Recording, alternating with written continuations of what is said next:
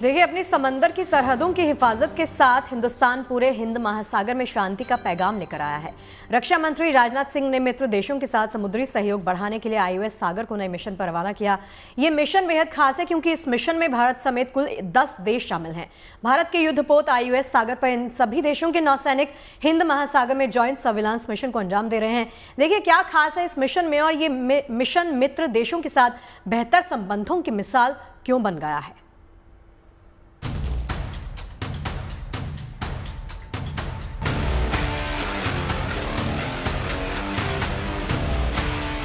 समंदर की लहरों पर ताकत की मिसाल, सर्विलांस और सिक्योरिटी की तकनीक बेमिसाल। भारतीय नौसेना का सिपहसालार IUS सागर ला रहा है हिंद महासागर में शांति और सहयोग का पैगाम।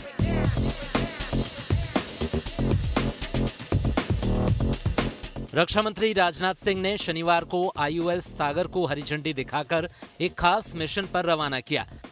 इस मिशन की शुरुआत कर्नाटक के कारवार नेवल बेस से हुई। ये मिशन समुद्र में सिर्फ हिंदुस्तान की ताकत ही नहीं बल्कि मित्र देशों के साथ समुद्री सहयोग की मिसाल भी है। इस खास मिशन के लिए नौसेना के युद्धपोत INS सुनैना को चुना गया। INS सुनैना की गिनती नौसेना के ताकतवर युद्धपोतों में होती है, लेकिन इस बार ये शिप हिंद महासागर से सटे 9 देशों के बीच आपसी सहयोग का नया अध्याय लिख रहा है।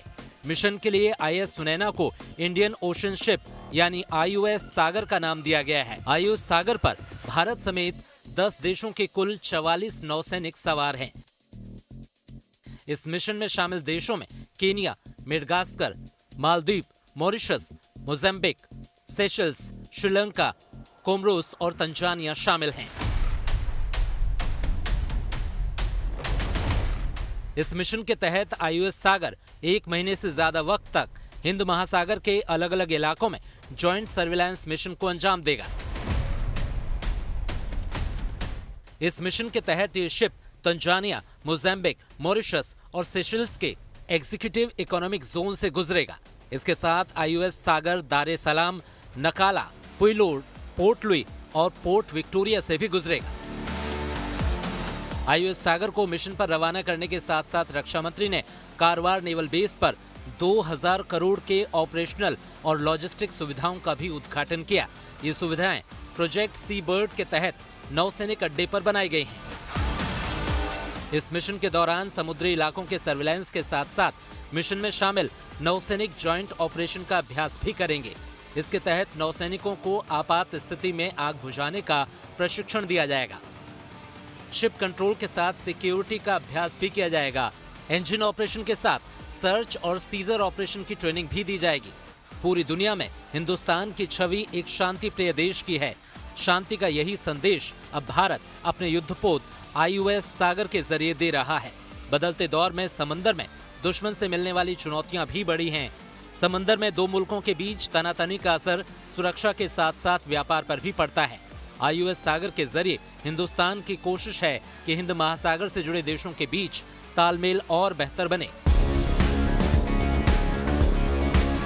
इस सम्मिलित प्रयास से सभी देशों की समुद्री सीमाएं और महफूज होंगी और हिंद महासागर क्षेत्र पहले से ज्यादा शांतिपूर्ण और समृद्ध बनेगा। Bureau report, good news today. चलिए अब वो खबरें जो आपके सफर को और सुविधाजनक बनाने वाली हैं। दिल्ली के इंदिरा गांधी इंटरनेशनल एयरपोर्ट से हवाई सफर करने वाले पैसेंजर्स की जल्द ही बल्ले बल्ले होने वाली है। इन पैसेंजर्स को अब एयरपोर्ट पर सिक्योरिटी चेक के लिए लंबी लाइनों में लगने के लिए मजबूर नहीं होना पड़ेगा, बल्कि अब चंद सेकंड में सुरक्षा जांच की प्रक्रिया पूरी होगी। वहीं रामेश्वरम को रामनवमी पर प्रधानमंत्री मोदी ने नए पंबन पुल की सौगात दी है। भारत का ये पहला वर्टिकल लिफ्ट समुद्री ब्रिज पंबन अतीत और भविष्य को जोड़ता है। इसके साथ ही दिल्ली आगरा रूट पर अब 160 किलोमीटर प्रति घंटे की रफ्तार से ट्रेन भागने वाली है, क्योंकि इसके ट्रायल रन शुरू हो गए हैं। इस गति से ट्रेनों को चलाने से यात्रा का समय काफी कम हो जाएगा, जिससे यात्रियों को सुविधाएं मिलेंगी और लंबी दूरी की यात्रा करने में कम समय लगेगा। वहीं चिनाब ब्रिज पर दिल्ली से श्रीनगर वंदे भारत दौड़ने के लिए तैयार है। 19 अप्रैल को PM चिनाब ब्रिज की सौगात देंगे और वंदे भारत को हरी झंडी दिखाएंगे।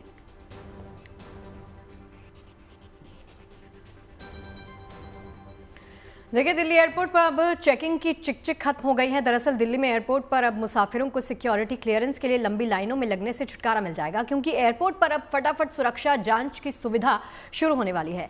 Delhi international airport limited dial ने ये जानकारी दी है। इसके लिए आपको क्या करना है वो देख लीजिए। देश के सबसे बड़े IGI एयरपोर्ट पर अत्याधुनिक फुल बॉडी स्कैनर लगाया जा रहा है। अगले महीने यानी मई से दिल्ली के IGI एयरपोर्ट पर इसका ट्रायल रन भी शुरू हो जाएगा।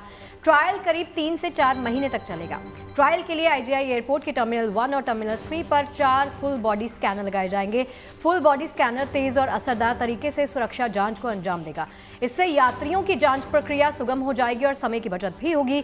साथ ही साथ फुल बॉडी स्कैनर से महज 3 सेकंड्स में किसी भी यात्री की जांच हो पाएगी। 1 घंटे में अधिकतम 1200 यात्रियों की जांच इस मशीन से की जा सकती है। बताया जा रहा है कि फुल बॉडी स्कैनर से रेडिएशन का कोई खतरा नहीं है। ये स्कैनर विस्फोटकों के अलावा मेटल और दूसरी चीजों से बने खतरनाक सामानों का आसानी से भी पता लगा लेगा, जिनकी जानकारी पारंपरिक मेटल डिटेक्टर से नहीं हो पाती।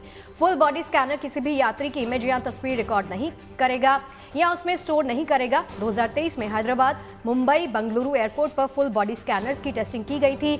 दिल्ली में ट्रायल के बाद इनके इस्तेमाल के लिए SOP यानी स्टैंडर्ड ऑपरेटिंग प्रोसीजर बनाया जाएगा।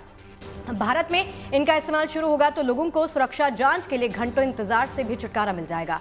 फुल बॉडी स्कैनर का इस्तेमाल अमेरिका, कनाडा, ऑस्ट्रेलिया के प्रमुख हवाई अड्डों पर पहले से ही किया जा रहा है।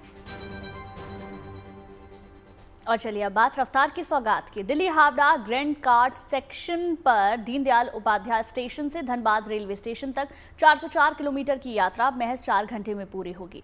इसे लेकर शुक्रवार को इस रूट पर 160 किलोमीटर प्रति घंटे की रफ्तार से रेलगाड़ी का स्पीड ट्रायल रन किया गया। इस ट्रायल रन के दौरान ट्रेन में रेलवे के अधिकारी मौजूद रहे। रेलवे का ये ट्रायल सफल भी रहा।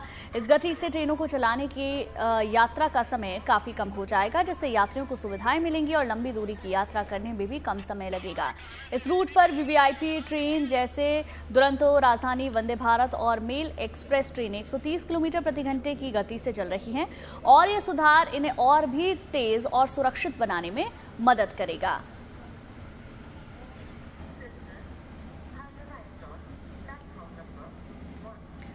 देखिए, तमिलनाडु के मंडपम और पंबन रेलवे स्टेशन के बीच में समुद्र के ऊपर बना पंबन ब्रिज एक बार फिर से काफी चर्चा में है। 100 साल से ज्यादा वक्त तक सेवा देने वाले पुराने पंबन ब्रिज की जगह अब नया आधुनिक पंबन वर्टिकल लिफ्ट ब्रिज शुरू हो गया है।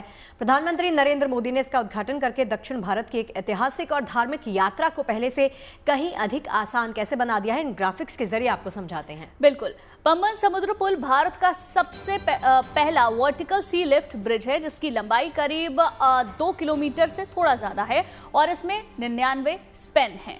इसके अलावा इसमें 72.5 मीटर लंबा वर्टिकल लिफ्ट स्पैन भी है, जो 17 मीटर तक ऊंचा उठ सकता है। इससे बड़े जहाजों के आसानी से गुजरने की सुविधा आसान हो जाएगी, जबकि इस पर ट्रेन संचालन में कोई बाधा नहीं आएगी। इस पुल को बनाने में 550 करोड़ रुपए से अधिक की लागत आई है। पुल की संरचना को मजबूती देने के लिए 333 पाइल्स और 101 पियर्स पाइल्स कैप्स का उपयोग किया गया है। देखिए, ये पुल 2 रेल ट्रैक्स के लिए डिजाइन किया गया है। पुल पर पॉलीसिलोक्सेन पेंट का उपयोग किया गया है, जो इसे जंग से काफी हद तक बचा लेता है और समुद्री माहौल में इसकी लंबी उम्र सुनिश्चित करता है। देखिए, अगली अच्छी खबर कश्मीर जाने के शौकीनों के लिए है। कश्मीर को रेल लाइन से जोड़ने का सपना पूरा हो गया है। अब से कुछ दिनों बाद यानी कि 19 अप्रैल को कटरा से श्रीनगर के लिए वंदे भारत ट्रेन रवाना होगी। खुद प्रधानमंत्री मोदी इस ट्रेन को हरी झंडी दिखाएंगे। इस ट्रेन का सफर रोमांच से भरपूर रहने वाला है। ये ट्रेन दुनिया के सबसे ऊंचे रेल ब्रिज से होकर गुजरेगी। इस रेल ब्रिज के बनने से जो सफर अभी 10 से 12 घंटे में पूरा होता था, वो अब महज 4 घंटे में पूरा हो जाएगा।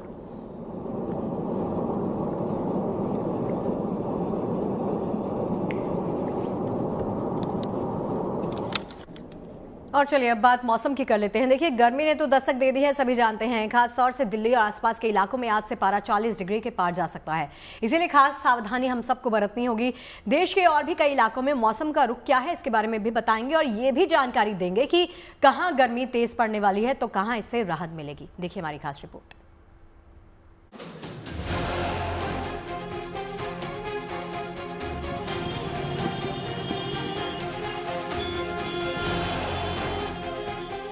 धूप में तीखापन आ गया है, सूरज की तपिश तेज हो गई है। अप्रैल का पहला हफ्ता गुजरा नहीं कि गर्मी अपना रंग दिखाने लगी है। देश की राजधानी दिल्ली और इसके आसपास के इलाकों में पिछले कई दिनों से तापमान में इजाफा है और पारा सामान्य से कई डिग्री ऊपर जा रहा है। गर्मी के इस तेवर को देखते हुए मौसम विभाग ने आने वाले दिनों को लेकर आगाह कर दिया है। मौसम विभाग ने दिल्ली में 3 से 4 दिन के लिए गर्मी का येलो अलर्ट जारी किया है। वहीं आज से 9 अप्रैल के बीच दिल्ली का तापमान 40 से 42 डिग्री तक रहने का अनुमान है। यानी दिल्ली में भी भीषण गर्मी और लू चलने के आसार बन सकते हैं। अभी दिल्ली में टेम्परेचर जो है वो 38-39 डिग्री के आसपास है, तो मतलब बहुत ज़्यादा तो टेम्परेचर नहीं बढ़ेंगे, लेकिन हीट वेव क्राइटेरिया को सेटिस्फाई कर सकते हैं। आपको बता दें कि पिछले कई दिनों से दिल्ली में तेज गर्मी का एहसास हो रहा है। दिल्ली में रविवार को अधिकतम तापमान 38.2 डिग्री दर्ज किया गया, जो सामान्य से 3.1 डिग्री अधिक है। इससे पहले दिल्ली में शनिवार को अधिकतम तापमान 35.7 डिग्री था, जो सामान्य से 1.7 डिग्री ज्यादा था। जबकि शुक्रवार को दिल्ली में अधिकतम तापमान 38.4 डिग्री रहा, जो सामान्य से 4.4 डिग्री अधिक रहा।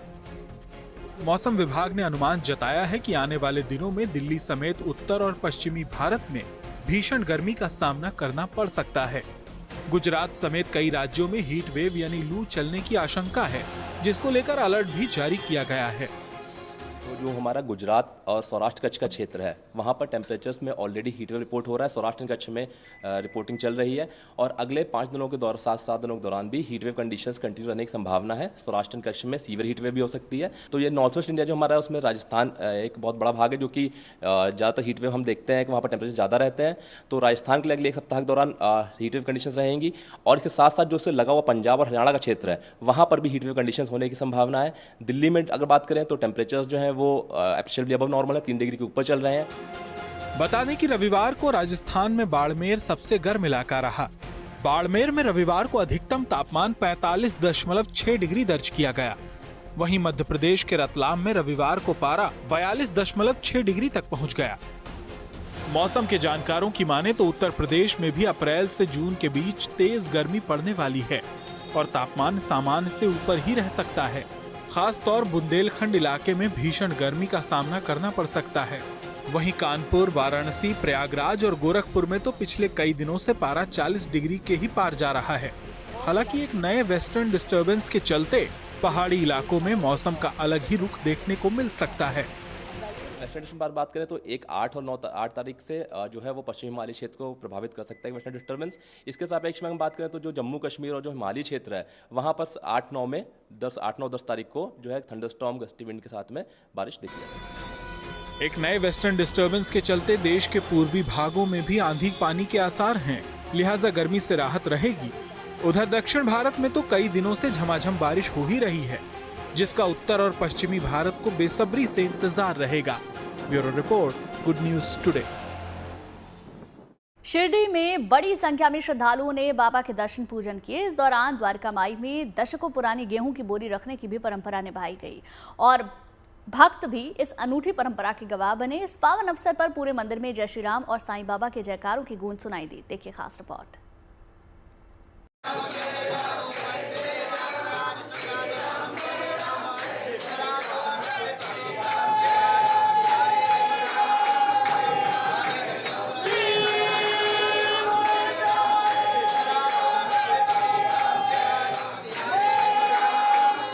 साईं दरबार में उत्सव और उमंग का माहौल है। लोग खुशियां मना रहे हैं। यहाँ रविवार को रामनवमी के शुभ अवसर पर साईं बाबा के दरबार में भव्य राम जन्मोत्सव मनाया गया। कहा जाता है कि 1911 में पहली बार साईं बाबा ने अपनी कुटिया द्वारका माई में धूमधाम से रामनवमी मनाई थी। तब से यहाँ हर साल भव्य आयोजन किया जाता है। इसी परंपरा के तहत इस बार भी यहाँ रामनवमी का भव्य आयोजन हुआ और साईं दरबार में चांदी के पालने में रामलला को झूला झुलाया गया। बहुत भाग्यशाली रहे कि हमारा आज का प्रोग्राम बना और हमें बाबा के बहुत सुंदर दर्शन हुए और सबको देख के आसपास इतनी भीड़, इतने लोग, श्रद्धा, एनर्जी ही अलग है। आपको खुद को लगता है कि हम क्या मानते होंगे जो लोगों का मतलब पेशेंस देख के धूप में खड़े हैं, लाइनों में खड़े हैं और इतने खुश हैं। साईं दरबार में पूरे विधि विधान के साथ काकड़ आरती की गई और गंगा जल से साईं चरण पादुका का अभिषेक किया गया। इस दौरान भक्तों का जोश और उत्साह भी देखते ही बना। बड़ी संख्या में श्रद्धालु इस पावन अवसर पर दर्शन पूजन के लिए साईं बाबा के दरबार में पहुंचे। शांति समृद्धि घर में बनी रहे, हमारे आसपास वालों में बनी रहे और जो एनवायरनमेंट है वो अच्छा रहे, तो बाबा की कृपा हम सबके ऊपर रहे। इसीलिए आते हैं और इसीलिए प्रार्थना करते हैं, सब अपने लिए, सबके लिए, परिवार वालों के लिए, आसपास वालों के लिए, सबके लिए। इस शुभ अवसर पर द्वारका माई में गेहूं की नई बोरी रखने की परंपरा भी निभाई गई। यहाँ हर साल गेहूं की नई फसल का पूजन किया जाता है और फिर गेहूं से भरी बोरी द्वारका माई में रखी जाती है। ऐसे पालकी से चलते, यहाँ जो लोग ये पालकी से चले, या शिरडी जो भी है, जिस पालकी से भी, हर एक तो बाबा ने कुछ दुष्ट दिया हुआ है। और ये लोग जो आते हैं पागल नहीं है, ईसाई के पागल क्यों बने हैं? जब उनको कुछ दिखाई दिया तो यहाँ आए दौड़ के। जब बाबा का चमत्कार देखते हैं तो लोग अपने आप आ जाते हैं यहाँ।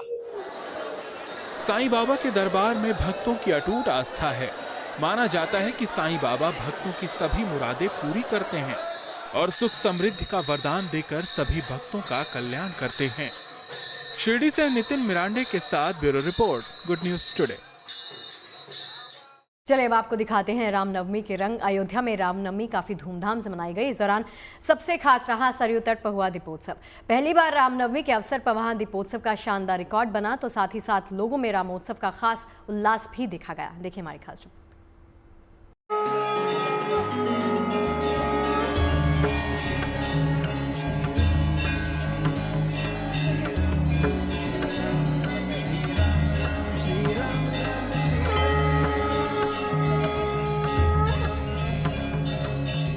रामनगरी अयोध्या में सरयू तट पर जलते दीपों की ये कतारें दीपावली जैसा माहौल पेश कर रही हैं। वैसे तो लगातार हर साल दीपावली के अवसर पर सरयू नदी के घाटों पर दीपोत्सव के नए रिकॉर्ड कायम किए जाते हैं, लेकिन रामनवमी पर पहली बार यहाँ लाखों दिए जलाकर विशेष उत्सव मनाया गया है और एक नई रवायत शुरू की गई है ताकि त्रेता युग की अयोध्या नगरी की वैसी ही भव्य छवि पेश की जा सके जैसी श्री राम के जन्म और लंका विजय के बाद यहाँ उनकी वापसी के समय थी। और अयोध्या सजी है, संवरी है, जैसे कभी पौराणिक काल में भगवान के जन्म के समय सजी थी। नौमी माह वनमात पुनीता, सकल पक्ष अमृत विद्या, शीत न घाम और प्रभु राम ने जन्म लिया। तो ये आज वही क्षण है और मैं कह सकता हूँ कि हम सब लोग भाग्यशाली हैं, उस अयोध्या में निवासी हैं जिस अयोध्या के बारे में प्रभु श्री राम ने लंका विजय के बाद लौटते हुए पुष्पक विमान में ऊपर कहा था, अपने साथियों को बताया था, ये अयोध्या है। सुन कपीस अंगद लंकेशा, पावनपुरी रुचिरिय देशा, जद्दब सब वैकुंठ बखाना, वेद पुराण विदित जग जाना। अयोध्या नगरी की यही महिमा है और श्री राम जन्मोत्सव यहाँ उत्सव का सबसे बड़ा अवसर है। यही कारण है कि इस बार रामनवमी पर भी अयोध्या वासियों ने दिवाली मनाई और सरयू नदी के घाटों पर 2.5 लाख से ज्यादा दीप जलाए। 2,51,000 दिए जलाए जा रहे हैं। राम जन्म भगवान लला के जन्मदिन के अवसर पर पहली बार ये शुरुआत हुई है और सरकार की तरफ से, अयोध्या वासियों की तरफ से ये बहुत गौरव का विषय है। 2,51,000 दिए हम लोग जला रहे हैं और अगले बार और इसे अच्छा किया जाएगा। श्री राम जन्मोत्सव के सुयोग पर सरयू के दोनों किनारों पर अभूतपूर्व दीपोत्सव की ये छठा निराली है। दिवाली के बाद अब यही अवसर आया है जब अयोध्या वासी और देश विदेश से आए लाखों श्रद्धालु अपने आराध्य प्रभु श्री राम के अवतरण के प्रति अपने उल्लास का भरपूर इजहार कर रहे हैं। अयोध्या इस समय लाइटों से जगमगाई है, दियों से जगमगाई है और यही वो दिए हैं जो दिखाते हैं कि अयोध्या वासियों को किस तरीके से अपने श्री राम प्रभु का इंतजार था और वो जन्म जब हुआ है उनका, तो इस खुशी के साथ ये दिए जलाए जा रहे हैं। रामनवमी के अवसर पर पूरी तरह से राममय दिखी अयोध्या नगरी। एक तरफ शहर में श्री राम दरबार की झांकियां और शोभा यात्रा धूमधाम से निकली, तो दूसरी तरफ तमाम कलाकारों ने श्री राम जन्मोत्सव पर झूमते और नाचते हुए सोहर और बधाइयां गाकर खुशियों के माहौल में अनूठा समा बांध दिया। राम कई जनमावा सुफल होइगा राम, आजु भावा राम कई जनमावा सुफल सुफल होइगा राम। हो चलो छुई आई राम कई चरनावा जनमवा सुफल होइगा राम। चलो छुई आई राम कई चरनावा जनमवा सुफल होइगा राम। मिलजुली गावे के बधैया बधैया गावा गावा सोहार हो। प्रभु राम जी के भैले जनमवा जगत गाई सोहार हो। हमरे रामू जी के भैले जनमवा जगत गाई सोहार हो। रामनवमी के शुभ अवसर पर सरयू तट पर खास आरती भी की गई, जिसमें हजारों श्रद्धालु शामिल हुए। अयोध्या में प्रभु श्री राम के जन्म का मुख्य उत्सव तो कल दिन में ही संपन्न हो गया, लेकिन इस मौके पर सजा धजा श्री राम जन्मभूमि मंदिर परिसर रात के वक्त शानदार लाइटिंग से जगमग दिखा। और ऐसा हो भी क्यों न, आखिरकार रामनवमी का ये संयोग फिर एक साल बाद ही तो आएगा और दिवाली के अलावा वर्ष में यहाँ इससे बड़ा और कोई त्योहार भी तो नहीं है, तो दिव्य उत्सव मनाना लाजमी ही है। अयोध्या से आशीष श्रीवास्तव के साथ bureau report, good news today.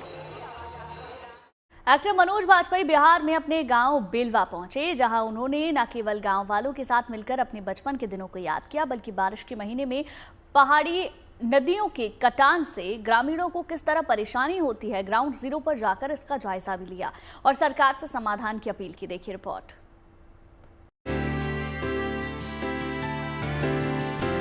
हर गेंद का करारा जवाब मिलेगा। हाथों में बल्ला लिए मनोज बाजपेयी कुछ इसी अंदाज में अपने पैतृक गांव में क्रिकेट खेलते नजर आए।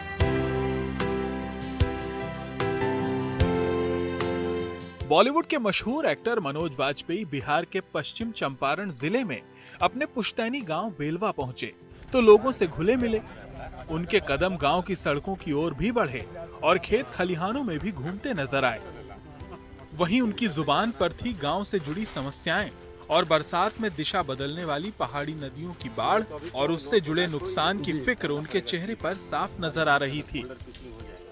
और बिहार के उत्तर दिशा में जितने भी क्षेत्र हैं और जितने गांव हैं, सबसे ज़्यादा जो नुकसान उनका हुआ है पिछले विगत कई सालों से, वो सबसे ज़्यादा पहाड़ी नदी के कारण हुआ है। पहाड़ी नदी अपना रास्ता छोड़ करके वो अगल बगल के सारे कोनों को, खेतों को, गांव को हर बार अपने में समेट लेती है और बहुत बड़ा कटाव हो जाता है, जिसके कारण जान माल की हानि।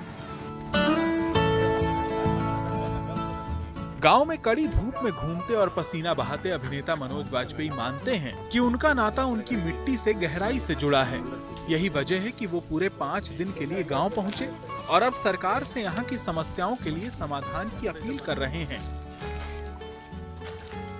हम सरकार से निवेदन करते हैं कि उत्तर और उत्तर पूर्व की दिशा में जो भी ऐसी पहाड़ी नदियां हैं, उनको रोकने का काम, उस कटाव को रोकने का काम, उनके ऊपर पुल बनाने का काम, ताकि ये जो अलग अलग कटे छटे जो गांव हैं सब एक दूसरे से कनेक्ट हो, एक दूसरे के संपर्क में। गर्मी के बाद फिर बरसात का सीजन आने वाला है और बाढ़ भी आ सकती है। उससे पहले अपने गांव पहुंचकर मनोज बाजपेयी ने लोगों की समस्याओं को उठाने की शानदार पहल की। वैसे बरसात के बाद बिहार में विधानसभा चुनाव का भी मौसम आने वाला है, तो सवाल ये भी उठ रहे हैं कि कहीं मनोज वाजपेयी अपने इस दौरे के जरिए इलाके में चुनावी राजनीति के लिए अपनी जमीन तो तैयार नहीं कर रहे। बिहार के बेलवा से अभिषेक पांडे के साथ bureau report, good news today. और चलिए अब आपको दुनिया भर में बिखरी वसंत की रौनक का दीदार करवाते हैं। जर्मनी से लेकर नीदरलैंड्स तक फिजाएं फूलों से महक रही हैं। जर्मनी में चेरी ब्लॉसम्स की खूबसूरती सैलानियों के आकर्षण का केंद्र बन गई है, तो वहीं नीदरलैंड्स में 1600 से ज्यादा किस्मों के फूलों का अनोखा सा संसार बसा है। देखिए तस्वीरें।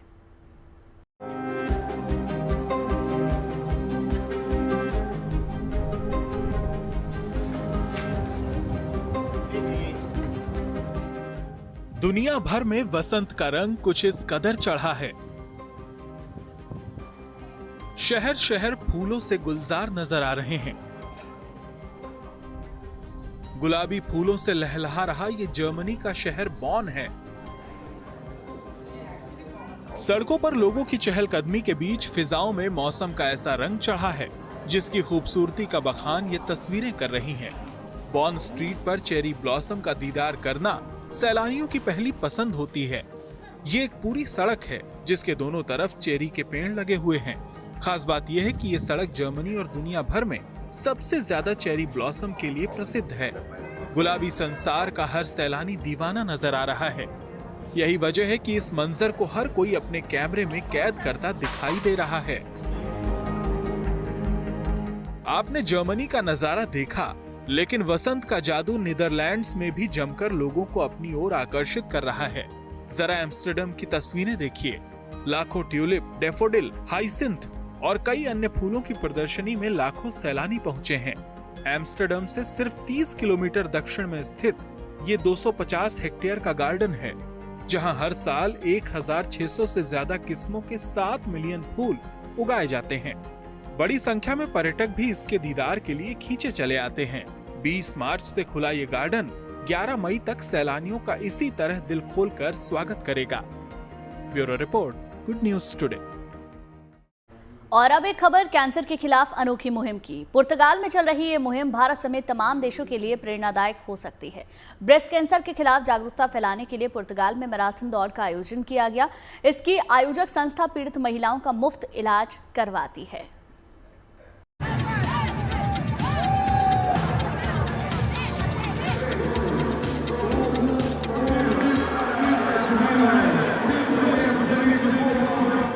सड़क पर हो रही मैराथन दौड़,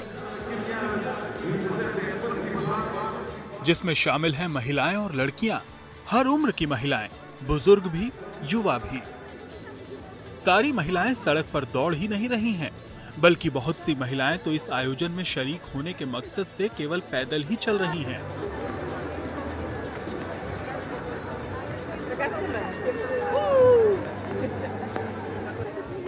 छड़ी के सहारे चलती बुजुर्ग महिला,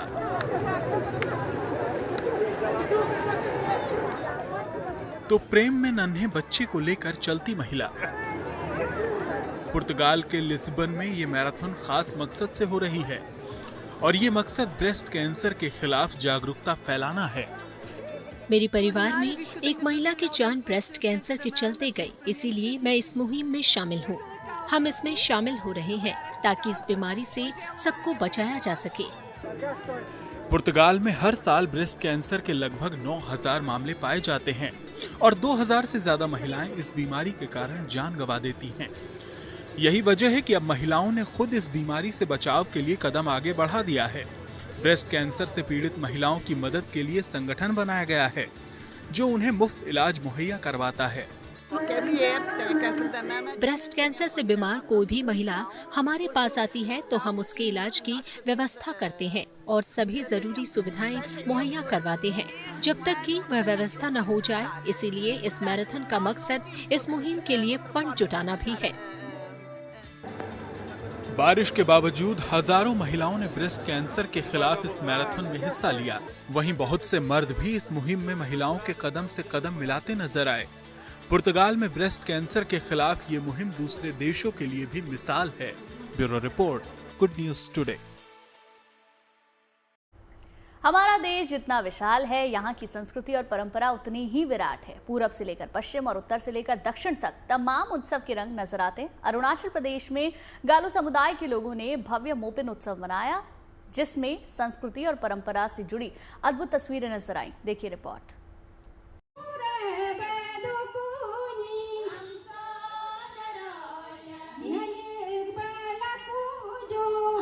संस्कृति और सभ्यता के इस देश में परंपराओं को जीवित रखने की ये छोटी सी मिसाल है। तस्वीरें अरुणाचल प्रदेश के पश्चिमी सियांग जिले की हैं, जहां आलो में अरुणाचल प्रदेश की जनजाति गालो समुदाय की संस्कृति का प्रतीक मोपिन उत्सव मनाया गया। दरअसल मोपिन महाउत्सव अरुणाचल प्रदेश का एक प्रमुख त्योहार है, जिसे अच्छी फसल के लिए आभार के तौर पर मनाया जाता है। इस उत्सव को अप्रैल के पहले हफ्ते में अरुणाचल प्रदेश के कई हिस्से में पूरे धूमधाम के साथ मनाया जाता है।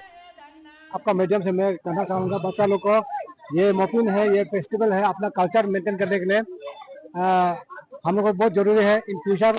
ये कल्चर हम लोग का पूर्वों का 5-6 सालों मतलब 1000 सालों का मतलब चलते आ रहा है। उसमें इसको हम लोग आगे जब 5-6,000 ईयर भी आगे चलना है, जब तक दुनिया है तब तक ये कल्चर को मेंटेन रखना। जाहिर है ये उत्सव अरुणाचल प्रदेश के लोगों के लिए बेहद खास है, जहां संस्कृति और परंपरा की अद्भुत झलक दिखाई पड़ती है। इस उत्सव में बड़ी संख्या में गालो समुदाय के लोग शामिल हुए और पारंपरिक वेशभूषा में पोपीर नृत्य भी करते नजर आए। हम लोग क्या करना है, अपना ट्रेडिशनल ड्रेस कोड ये सब मेंटेन करके रखना है जितना हो सके। आज युवा अपने आप को ये महसूस करना है कि हम भी गालो, हम अपना मोपिन फेस्टिवल हम जारी रखेगा, जैसे भी जारी रखना है। मोपिन महोत्सव गालो समुदाय के लिए न सिर्फ खेती से जुड़ा पवित्र त्योहार है, बल्कि अरुणाचल प्रदेश की सदियों पुरानी वो परंपरा है जिसे गालो समुदाय के लोग सांस्कृतिक उत्सव के तौर पर मनाते हैं। अरुणाचल प्रदेश के आलो से युवराज मेहता के साथ bureau report, good news today. और चलिए बात रिलायंस इंडस्ट्रीज लिमिटेड के चेयरपर्सन मुकेश अंबानी के छोटे बेटे अनंत अंबानी की पद यात्रा की। जामनगर से द्वारका के लिए निकली अनंत अंबानी की पद यात्रा अब संपन्न हो चुकी है। अनंत अपनी पत्नी राधिका और मां नीता अंबानी संग द्वारकाधीश मंदिर पहुंचे और भगवान के दर्शन कर आशीर्वाद लिया।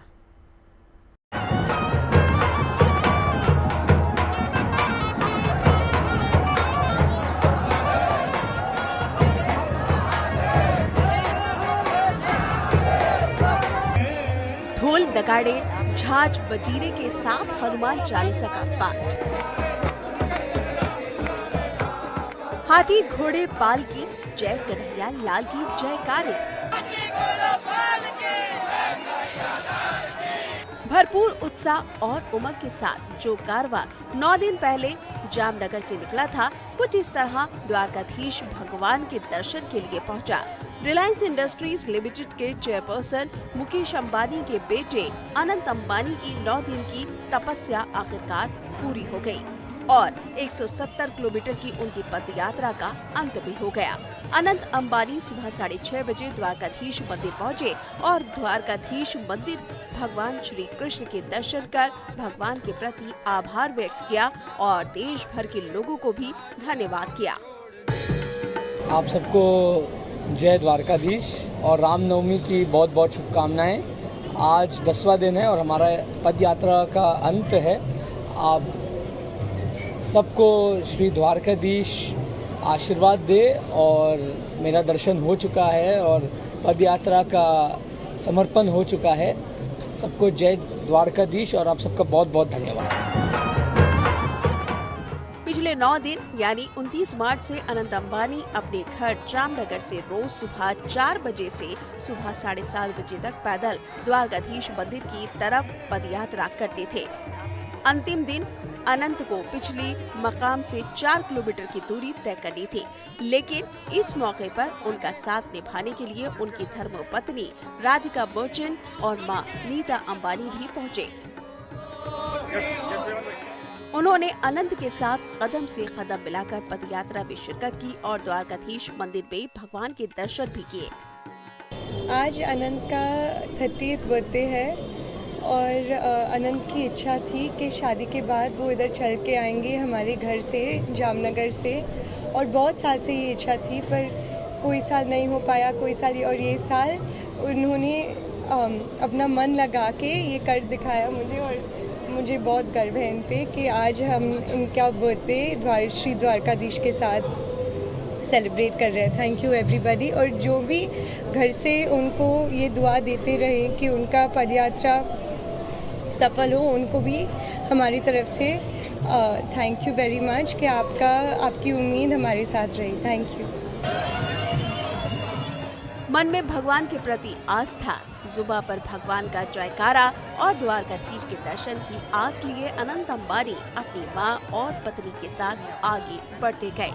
भगवान के प्रति उनकी अटूट श्रद्धा ही कही है कि 9 दिन तक रोज पैदल चलकर भगवान के आगे शीश झुकाने की आस लिए अनंत आगे बढ़ते गए। रास्ते में दुश्वारियां भी आई, लेकिन ना तो वो रुके और ना ही थके, क्योंकि उनकी पदयात्रा का मकसद अपने जन्मदिन से पहले भगवान द्वारकाधीश के दर्शन कर आशीर्वाद प्राप्त करना था। धूप और गर्मी से बचते हुए तड़के मुँह अंधेरे अनंत अंबानी की धार्मिक और आध्यात्मिक यात्रा का ये कारवां जैसे जैसे आगे बढ़ता, आम लोगों के साथ खास लोग भी इस अद्भुत यात्रा में शामिल होते गए। एक दिन पहले ही बागेश्वर धाम के पीठाधीश्वर धीरेन्द्र शास्त्री भी इस यात्रा में शामिल हुए थे।